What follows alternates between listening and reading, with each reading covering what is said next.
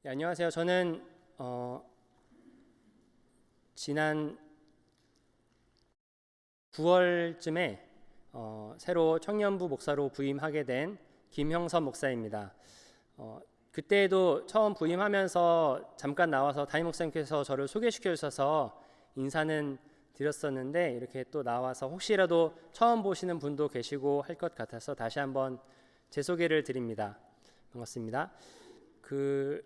담임 목사님께서 제 소개를 하실 때 항상 어떤 말씀하시냐면 참 촌스럽게 생겼다라고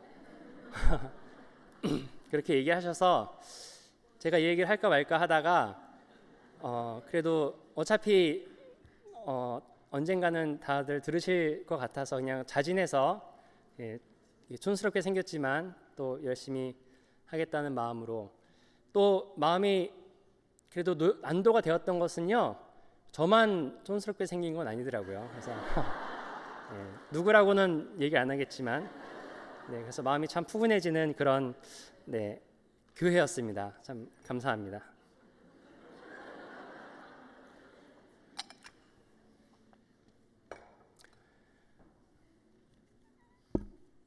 요즘과 같은 일본 일제 불매 운동하는 이런 시대에 첫 3부 예배 설교에서 첫 문장부터 일본어를 써야 할 것 같아서 제가 하는 말에 좀 마음이 불편하신 분도 있을 수도 있겠지만, 설교에 좀 필요한 용어이기 때문에 잠깐 이렇게 제가 쓰더라도, 부득이하게 쓰더라도 용서해 주시면 감사하겠습니다. 제가 학창 시절에 저희 또래들이 자주 쓰던 말 중에 일본어입니다만 꼬붕과 오야붕이라는 말이 있었습니다. 혹시 모르는, 꼬붕과 오야붕이 무슨 뜻인지 모르는 분들 위해서 제가 잠시 설명해 드리자면, 꼬붕은 오야붕 밑에서 심부름이라든지 아니면 심심할 때 놀아주는 그런 부하와도 같은 존재입니다. 오해를 하지 않기 위해서 조금 더 자세하게 설명해 드리면, 이지매를 당하거나 빵 셔틀이라는 용어도 들어보셨죠? 이렇게 돈 주고 빵 사오라고 이렇게 하는, 당하기만 하는 그런 존재, 그런 관계가 아니라 약간 대장과 부하 비슷한 그런 역할을 하던 관계였습니다. 근데 아무리 그렇게 이지매라든지 그런 괴롭힘을 당하지 않는 사이라고 하더라도 자기가 원해서 꼬붕이 되는 사람은 아마 없었을 것입니다. 누가 내가 원해서 난 꼬붕이 내 성격이 너무 잘 맞아, 나는 그렇게 되고 싶어 라는 사람은 아마 없었을 거예요. 그럼에도 불구하고 꼬붕과 오야붕의 관계를 보고 있자면요, 평등한 관계까지는 아니었지만 서로 간에 이익이 되는 부분들이 있었던 것을 우리는 볼 수 있습니다. 오야붕들은 친구라는 미명하에, 내가 부탁을 한다는 미명하에 이것저것 말 시킵니다. 내가 귀찮은 일들, 하기 싫은 일들 시키기도 하고, 심심할 때 막 불러가지고 놀기도 하고 그렇습니다. 그런데 꼬붕도요, 원치 않는 내 역할이지만, 그럼에도 불구하고 학교에서 강한 친구의, 뭔가 이렇게 싸움도 잘하고 그런 강한 친구의 꼬붕이 된다면, 나보다 강한 친구들이 나를 괴롭히지 못해요. 그 친구가 있기 때문에. 그래서 오히려 나는 힘이 약하지만 내가 다른 친구들을 막 괴롭히기도 하고, 꼬붕으로서 괴롭히기도 하고, 내가 기세등등하게 다닐 수 있습니다. 왜냐하면 나는 굉장히 강한 친구를 가졌거든요. 그런데 예수님께서 살아가던 시절의 로마를 보니까요, 로마에도 이 시스템과 굉장히 흡사하게 맞아떨어지는 그런 시스템이 있었습니다. 후견인 제도라고 하는 것이었습니다.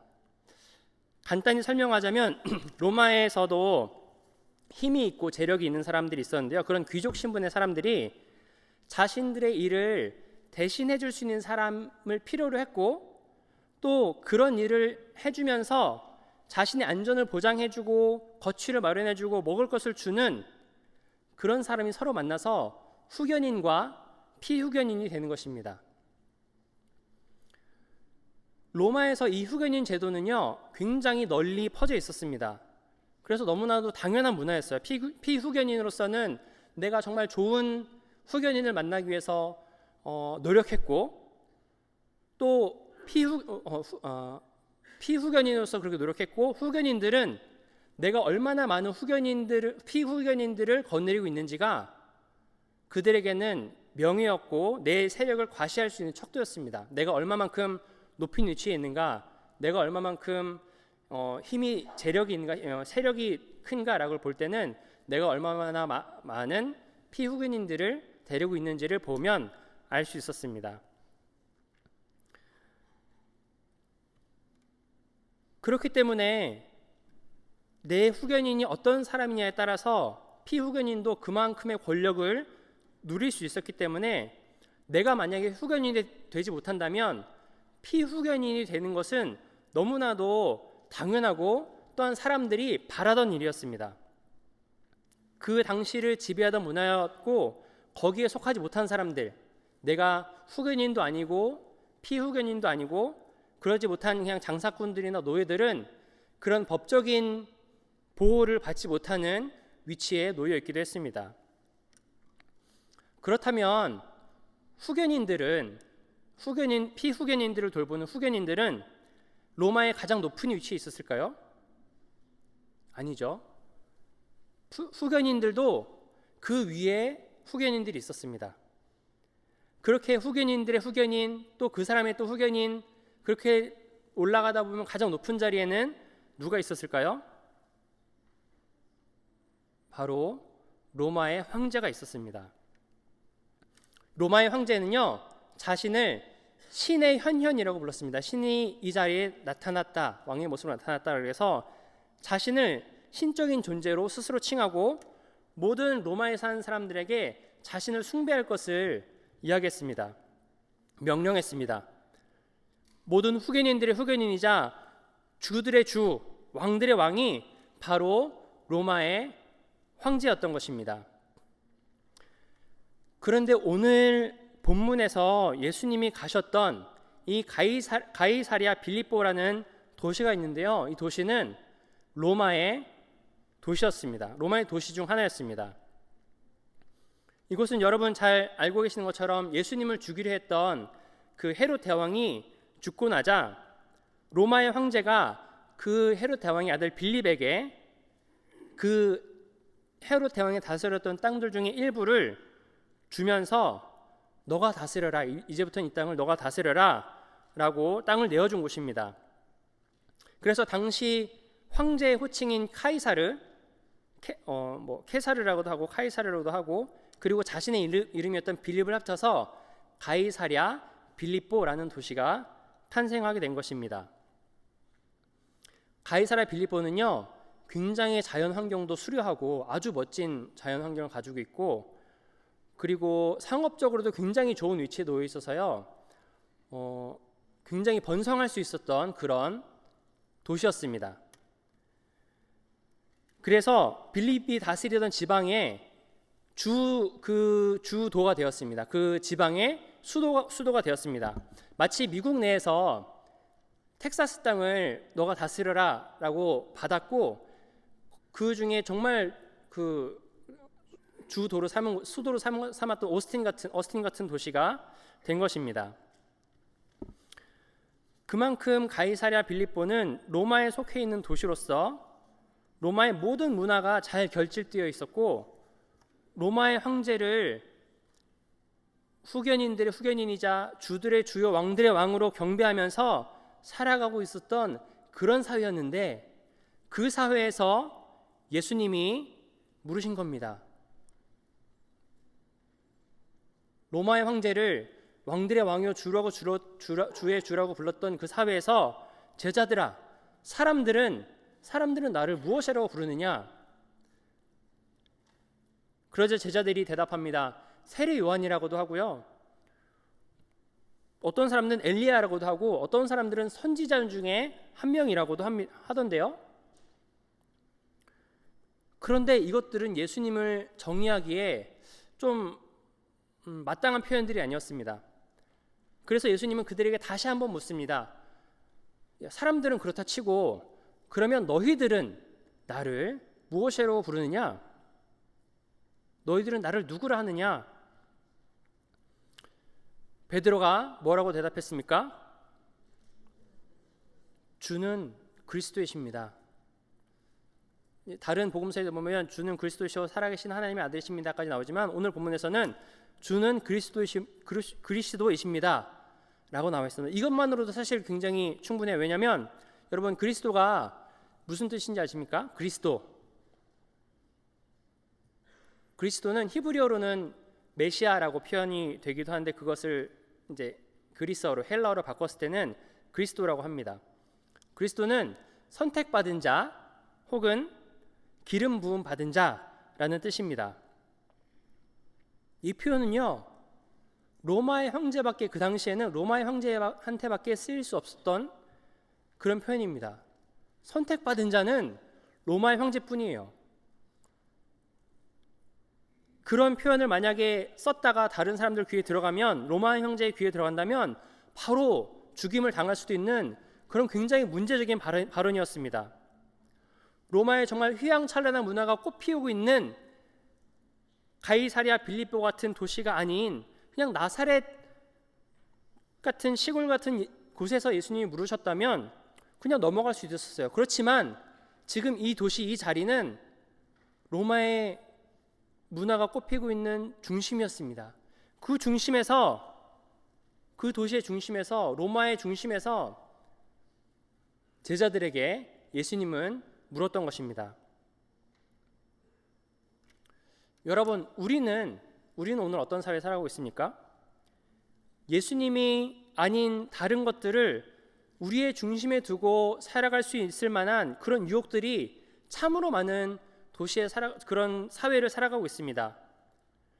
마치 로마의 사회처럼 우리 사회에서도 나의 뒷배를 봐줄 만한 인맥이나 돈줄이 없으면 세상 살아가기는 굉장히 힘든 시스템으로 짜여져 있습니다.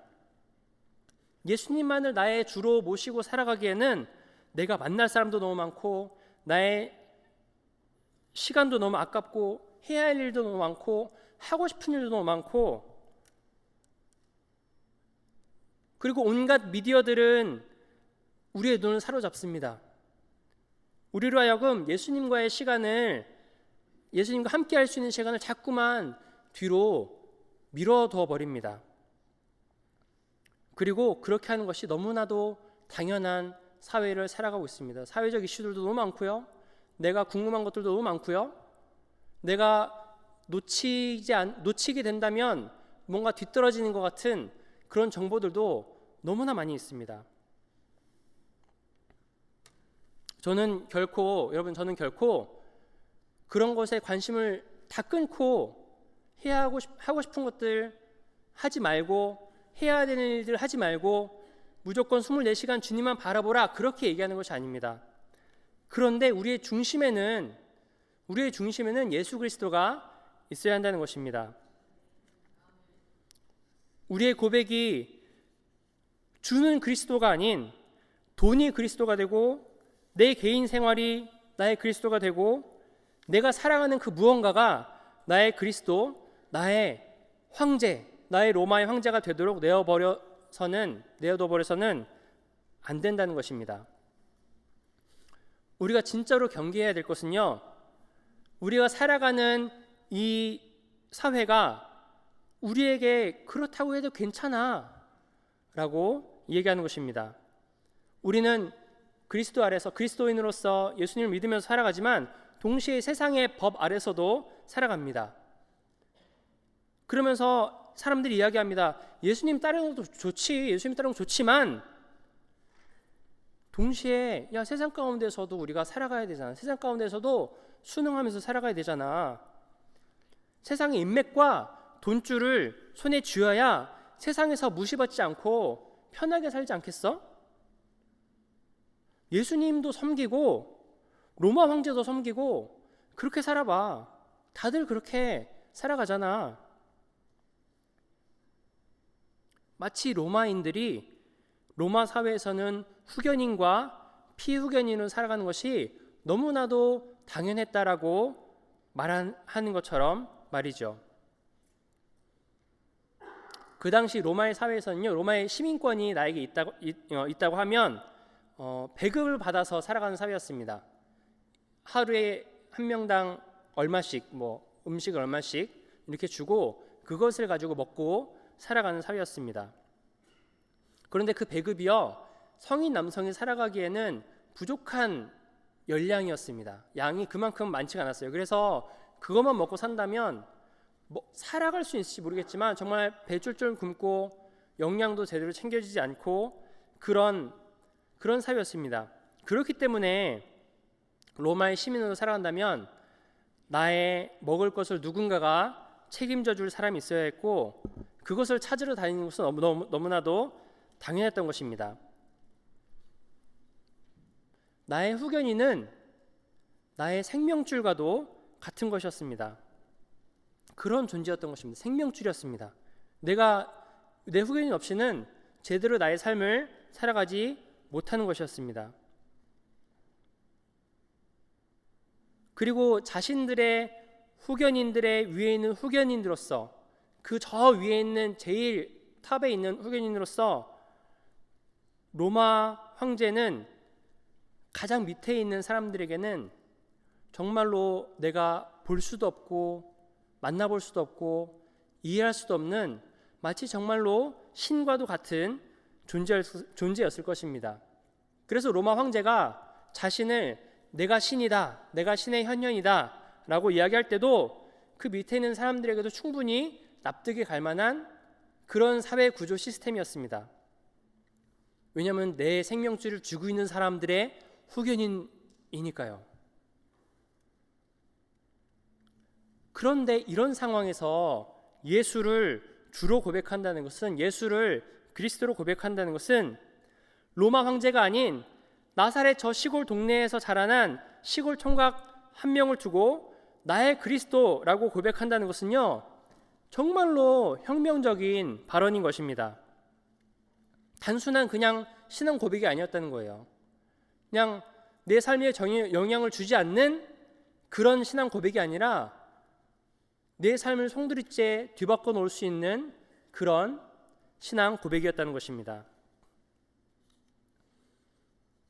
로마 시민들에게는 이것이 나의 생명줄과 같은 것인데, 후견인 제도가 내 생명줄과 같은 것인데 그것을 버리겠다는 것입니다. 내 생명줄은 거기에 있지 않다는 것입니다. 내 생명줄을 나의 주님, 나의 예수, 나의 그리스도에게 맡기겠다는 뜻입니다. 그런 진실한 고백이었습니다. 그리고 예수님을 따르던 무리들에게는요, 더 이상 후견인 제도가 필요 없었습니다. 왜냐하면 오직 예수님만이 그들의 최종적인 후견인이었기 때문입니다. 히브리서 4장 16절에 보면 예수께서 우리의 후견인이 되심을 잘 나타나 있습니다. 함께 같이 읽어보도록 하겠습니다. 그러므로 우리는 긍휼하심을 받고 때를 따라 돕는 은혜를 얻기 위하여 은혜의 보좌 앞에 담대히 나아갈 것이니라. 아멘. 우리가 예수님께 긍휼하심과 은혜를 받기 위해, mercy와 grace를 얻기 위해 은혜의 보좌 가운데 어떻게 나아가라고 되어 있습니까? 담대하게 나아가라고 되어 있습니다. 근데 이 담대하게, 영어로는 with confidence 혹은 boldly라고 번역되어 있는 이 담대함은요, 좀 더 정확하게 번역을 하자면 솔직하게, 허물 없이 라는 뜻으로 해석할 수 있습니다. 왜냐하면 로마의 황제에게는요, 우리가 솔직한 모습으로 나아갈 수 없었어요. 내가 생각하는 것, 내 상황에 대해서 모든 것을 다 솔직하게 이야기할 수 없었습니다. 왜냐? 그 사람은 정말로 내가 다가갈 수도 없고 만나볼 수도 없는 그런 사람이었거든요. 정말로 그 사람 앞에서 말 조심해야 하는, 말 한마디라도 잘못했다가는 그 사람의 노여움을 사게 되면, 황제의 노여움을 사게 되면 바로 죽을 수도 있는 그런 존재였거든요. 그런데 우리는 우리의 후견인 되시는 예수 그리스도 앞에는 솔직하게, 허물 없이 나의 모든 것을 터놓고 나아갈 수 있었다는 것입니다. 이것이 바로 은혜입니다.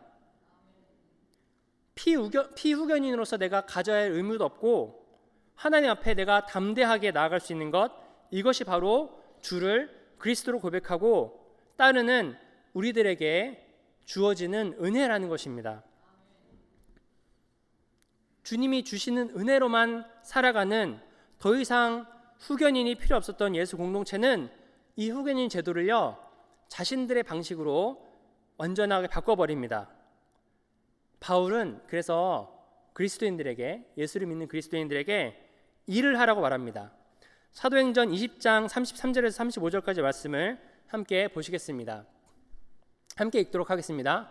내가 아무의 은이나 금이나 의복을 탐하지 아니하였고 여러분이 아는 바와 같이 이 손으로 나와 내 동행들이 쓰는 것을 충당하여 범사에 여러분들에게 모본을 보여준 바와 같이 수고하여 약한 사람들을 돕고 또 주 예수께서 친히 말씀하신 바 주는 것이 받는 것보다 복이 있다 하심을 기억하여야 할지니라.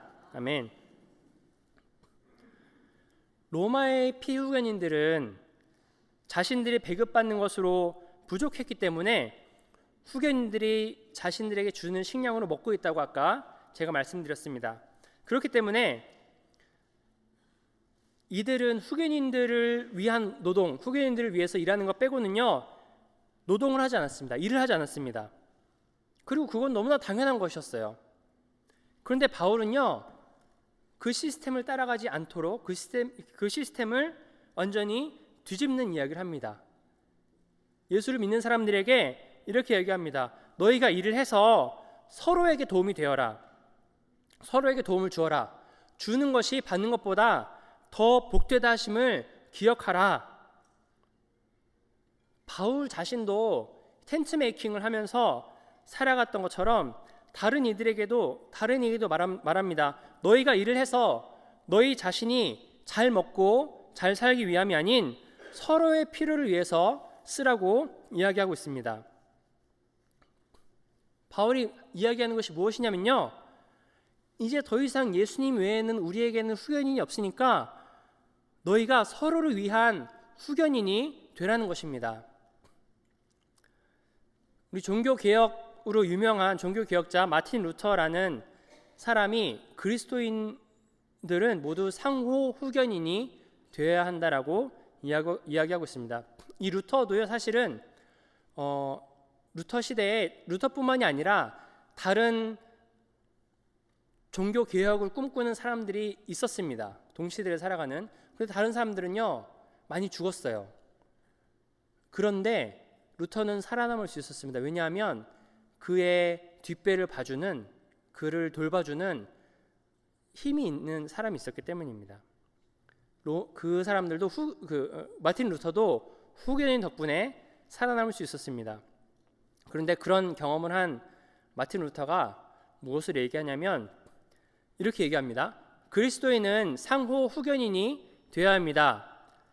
정결한 부인은 매춘부의 후견인이 되어야 하고 경건한 시의원은 도적의 후견인이 되어야 합니다. 우리는 자신의 소유를 가지고 이웃의 유익을 위해 살아가야 합니다. 그렇지 않을 경우 모두 빼앗기게 되어 있습니다. 왜냐하면 하나님은 인간을 타자를 위해, 다른 사람을 위해 창조하셨고 우리는 그 일을 위해 태어났기 때문입니다. 적어도 교회 공동체라면 이와 같은 일을 보여줘야 합니다. 루터는요, 인간의 존재의 목적 자체를 타자를 위한 삶이라고, 다른 사람을 위한 삶이라고 규정합니다. 나만 잘 먹고 잘 살면 되는 것이 아니라 그리스도 안에서 서로를 돕고 서로를 위해서 사랑하면서 살아갈 수 있는 삶이 적어도 교회 공동체 안에서는 일어나야 한다는 것입니다. 예수님께서 만약에 하늘 위에 있는 신으로만 남아 계셨다면 우리의 아픔을 전혀 공감하지 못하셨겠지만 예수님께서 이 땅 가운데 친히 오셔서 성육신 하셔서 우리의 아픔을 보시고 우리의 아픔을 함께 짊어지시고 십자가에 달려 돌아가시기까지, 죽기까지 우리를 사랑하셨던 예수님처럼 우리 역시도 그리스도인들이라면, 그리스도를 따르는 피후견인들이라면 우리 서로 간에도 공감하며 함께 아파하고 함께 즐거워할 수 있는 그런 사람들이 되어야 한다는 것입니다. 여러분, 근데요, 이 말씀이 신약에만, 예수님 이후에만 나타난 것이 아닙니다. 구약에서도 하나님은 똑같은 말씀을 하고 계십니다. 이사야 1장에서 23절까지의 말씀입니다. 조금 길지만 우리 이 말씀을 함께 세번역 성경으로 읽어보도록 하겠습니다. 왜 세번역을 읽냐면 개역 한글이나 개역 개정판보다 좀 더 적나라하게 우리에게 다가옵니다. 그래서 제 마음을 제가 읽는데 제 마음을 찌르더라고요. 세번역 성경을 읽을 때. 함께 읽어보도록 하겠습니다. 만군의 주님께서 우리 가운데 얼마라도 살아남게 하시지 않으셨다면 우리는 마치 소돔처럼 되고 고모라처럼 될 뻔하였다. 너희 소돔의 통치자들아, 주님의 말씀을 들어라. 너희 고모라의 백성아, 우리 하나님의 법에 귀를 기울여라. 네, 잠시만요. 10절까지만 먼저 읽겠습니다. 죄송합니다.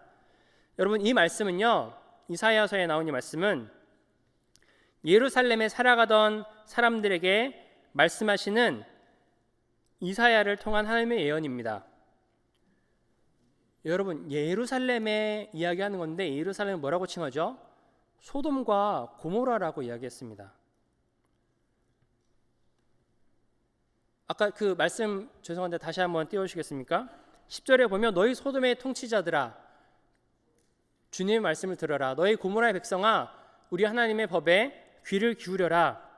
여러분, 소돔과 고모라 어떤 곳입니까? 하나님의 뜻이 아닌 자신들의 눈에 보기에 좋은 것들, 쾌락을 위해 살아가던 그런 곳이었습니다. 그런데 예루살렘이 이와 같았다는 것에 대한 경고입니다. 마치 이 땅을 살아가는 우리들에 대한 경고와도 같습니다. 우리 11절부터 14절까지 다시 우리 함께 읽도록 하겠습니다. 11절부터 14절까지만 읽도록 하겠습니다. 주님께서 말씀하신다. 무엇하러 나에게 이 많은 재물을 바치느냐? 나는 이제 숫양의 번제물과 살찐 짐승의 기름기가 지겹고 나는 이제 숫송아지와 어린 양과 숫염소의 피도 싫다. 너희가 나의 앞에 보이러 오지만 누가 너희에게 그것을 요구하였느냐? 나의 뜰만 밟을 뿐이다. 다시는 헛된 재물을 가져오지 말아라. 다 쓸모없는 것들이다. 분향하는 것도 나에겐 역겹고 초하루와 안식일과 대회로 모이는 것도 참을 수 없으며 거룩한 집회를 열어놓고 못된 짓도 함께하는 것을 내가 더 이상 견딜 수 없다. 나는 정말로 너희의 초하루 행사와 정한 절기들이 싫다. 그것들은 오히려 나에게 짐이 될 뿐이다. 그것들을 짊어지기에는 내가 너무 지쳤다. 너희가 팔을 벌리고 기도한다 하더라도 나는 거들떠보지도 않겠다. 너희가 아무리 많은 기도를 한다 하여도 나는 듣지 않겠다. 너희의 손에는 피가 가득하다.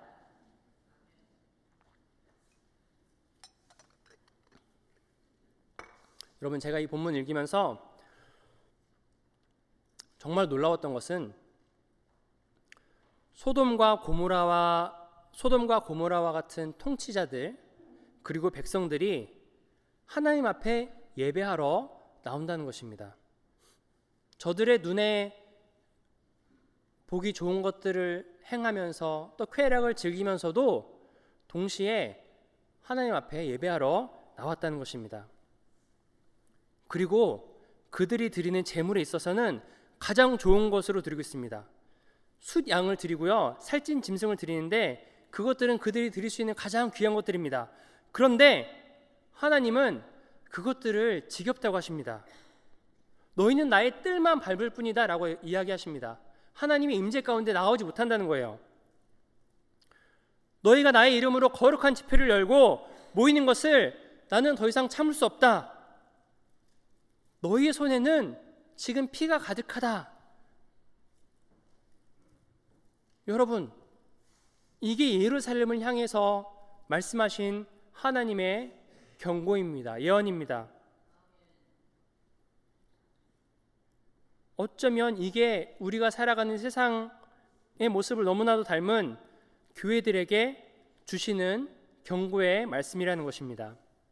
나의 풍요와 나의 안식을 위해서만 교회에 나오는 우리들에게 하시는 하나님의 말씀이신 것입니다.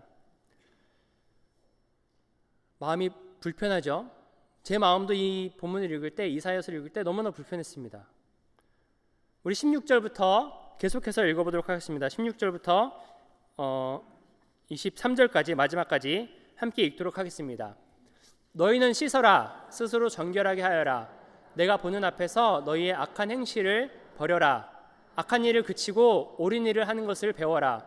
정의를 찾아라. 억압받는 사람을 도와주어라. 고아의 송사를 변호하여 주고 과부의 송사를 변론하여 주어라. 주님께서 말씀하신다. 오너라, 우리가 서로 변론하자. 너희의 죄가 주홍빛과 같다 하여도 눈과 같이 희어질 것이며 진홍빛과 같이 붉어도 양털과 같이 희어질 것이다. 너희가 기꺼이 하려는 마음으로 순종하면 땅에서 나는 가장 좋은 소산을 먹을 것이다. 그러나 너희가 거절하고 배반하면 칼날이 너희를 삼킬 것이다. 이것은 주님께서 친히 하신 말씀이다. 그 신실하던 성읍이 어찌하여 창녀가 되었습니까? 그 안에 정의가 충만하고 공의가 가득하더니 이제는 살인자들이 판을 칩니다. 내가 만든 은은 불순물의 찌꺼기뿐이고 내가 만든 가장 좋은 포도주에는 물이 섞여 있구나. 너희 지도자들은 주님께 반역하는 자들이요 도둑의 짝이다. 모두들 뇌물이나 좋아하고 보수나 계산하면서 쫓아다니고 고아의 송사를 변호하여 주지 않고 과부의 하소연쯤은 귓전으로 흘리는구나. 목회자들에게도 하는 말씀이, 지도자들에게 하는 말씀이 다 들어있습니다. 크리스찬 리더들에게 하는 말씀도 들어있습니다. 그들에게 무엇이라고 이야기합니까? 이 말씀을 통해서 하나님은 우리에게 스스로 정결해질 것을 요구하십니다. 악한 행실을 버릴 것을 요구합니다.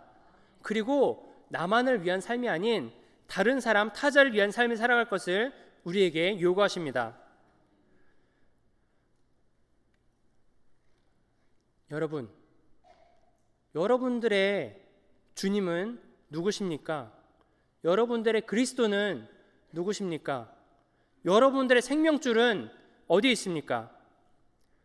여러분들이 드리는 예배 가운데, 우리들이 드린 예배 가운데 정의가 충만하고 공의가 가득합니까? 아니면 하나님께서 역겨워하시고 지겨워하시는 그런 예배를 드리고 계십니까? 우리가 정말로 주로 고백하는 그분이 예수님이라면 더 이상 로마의 시스템이 우리의 생명줄이 아니라고 고백하신다면 우리의 후견인 되시는 예수 그리스도의 은혜를 입은 자들로서 예수님께 담대히 나아가 예수님을 우리의 생명줄을 붙잡고 살아가는, 예수님께 사셨던 것처럼 과부의 하소연을 들어주고 그들의 삶에 공감해주고 고아의 송사를 변호해주고 그들의 필요가 있으면 채워주는 그런 저와 여러분들이 되시기를 소망합니다. 그것이 우리가 가짜 예배로 변해버리고 순결하지 않은 불순물의 찌꺼기로만 변해버렸다고 얘기하는 이 교회 공동체를, 또 이 세상을 변화시키는 길입니다. 아멘. 오늘 이 시간에는요, 우리가 함께 한 목소리로 기도하기를 원합니다. 함께 공동 기도를 드리기를 원합니다. 저 혼자서만 기도하는 것이 아니라 우리 같이 한 목소리로 기도하도록 하겠습니다. 우리 화면에 공동 기도가 나오는데요, 저 공동 기도로 우리가 함께 기도하기를 원합니다. 기도하시겠습니다. 주님, 로마의 황제는 더 이상 우리의 주가 아닙니다. 우리는 예수를 따르는, 예수를 우리의 왕으로 모시는 그리스도인으로 살아가기를 원합니다. 더 이상 형식적인 예배가 아닌 우리의 삶이 변화되고 나만 생각하는 예배가 아닌 다른 이들을 위해 살아가는 예배자가 되게 하여 주시옵소서. 예수님의 이름으로 기도합니다. 아멘.